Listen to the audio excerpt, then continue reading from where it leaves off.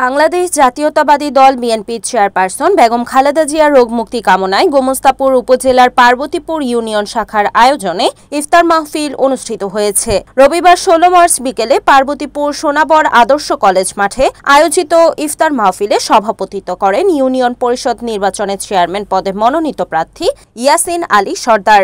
এ সময় প্রধান অতিথি হিসেবে উপস্থিত ছিলেন চাঁপাইনবাবগঞ্জ 2 আসনের সাবেক সংসদ সদস্য ও বিএনপির শিল্প ও বাণিজ্য বিষয়ক সম্পাদক আলহাজ আমিনুল ইসলাম। বক্তব্য রাখেন বাঙ্গাবাড়ি ইউনিয়ন পরিষদের চেয়ারম্যান ও বিএনপির নেতা শহীদুল ইসলাম, আলীনগর ইউনিয়ন পরিষদের চেয়ারম্যান আবুল কাশেম মোহাম্মদ মাসুম, জেলা যুবদলের আহ্বায়ক তবিউল ইসলাম তারিফ, রসুলপুর ইউনিয়ন পরিষদের সাবেক চেয়ারম্যান সাজ্জাদ টিটু, নাচল বিএনপির নেতা দুরুল হুদা। উপস্থিত ছিলেন পার্বতীপুর ইউনিয়ন বিএনপির সাবেক সিনিয়র সহসভাপতি সাদিকুল ইসলাম, পার্বতীপুর ইউনিয়ন যুবদলের যুগ্ম আহ্বায়ক সুমন ইসলাম, ইউপি সদস্য ফয়সাল কবির, হাবিবুর রহমান, খলিল আক্তার সহ আরো অনেকেই। আলোচনা শেষে বিএনপি চেয়ারপারসন বেগম খালেদা জিয়ার রোগ মুক্তি ও দেশ ও জাতির মঙ্গল কামনায় দোয়া করা হয়। রমজানের মাসে আমরা মধ্যমধ্যে চলে আসছি, রমজানের সবাই আমরা রোজা আছি এখানে।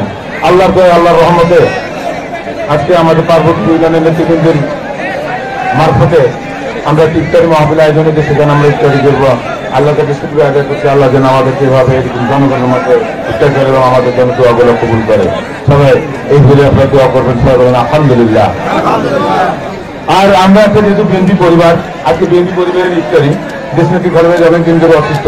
আল্লাহ যেন আমাদের ভবিষ্যৎ তাকে সুস্থ করে আমাদের দেশের মাঝে আনে এবং আমাদের মাঝে আনে, দেশকে পরিচালনার দায়িত্ব পালন করে। এবং আমরা সাথে সাথে আরেকটা দোয়া করবো যে পরিবারের জন্য এবং দেশের আগামী দিনে তারা গ্রহণের জন্য দোয়া করবো, আল্লাহ যেন তাকে সুস্থ অবস্থায় আমাদের দেশে ফিরিয়ে এনে আমাদের দেশকে যেন আবার এই অবস্থান থেকে দূর করে সুন্দর সবলভাবে এই দেশকে নেতৃত্ব দেওয়ার জন্য তাকে আবার ফেরত আনে এবং দেশের সুস্থ নেতৃত্বের জন্য তাকে আবার সামনে জন্য স্টাবলিশ করে এবং তাকে আমরা প্রতি মিনিটে প্রতি সেকেন্ডের জন্য দোয়া করতে থাকি যে আমাদের দেশকে তারেক রহমান যেন সুস্থভাবে দেশের দায়িত্ব পালন করে।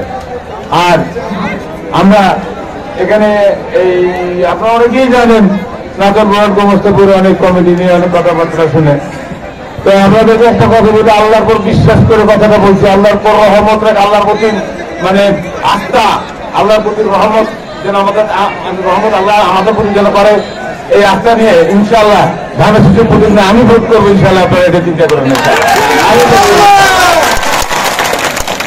এবং আপনারা ধানের শীষকে জিতানোর জন্য যা যা করার দরকার তাই করবেন। আমি আরেকটা কথা বলি আপনাদেরকে, কি আমি যদি ধানের শীষ না নিয়ে আসি, যেই ধানের শীষ নিয়ে আসি তার ভোট আমরা করবো না।